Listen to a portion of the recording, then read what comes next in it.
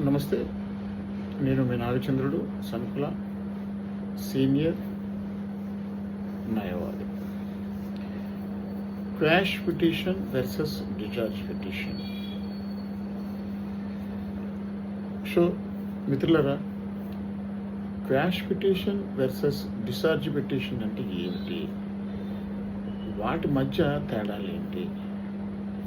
అసలు quash petition అంటే మనం ఏ నేరంలో పాల్గొనకపోయినా, పోలీసులు ఏదైనా ఒక నేరంలో పాల్గొన్నట్లు ఎఫ్ఐఆర్ నమోదు చేసి మనల్ని ఎక్యూజ్డ్గా చేరిస్తే, ఆ నేరానికి మనకి సంబంధం లేదు అని ఆ ఎఫ్ఐఆర్లో నుండి నా పేరు తొలగించమని, ఆ ఛార్జ్షీట్ రద్దు చేయమని మనం హైకోర్టులో మనం వేసుకున్న ఒక పిటిషన్ని క్వాష్ పిటిషన్ అని పిలుస్తుంటాం.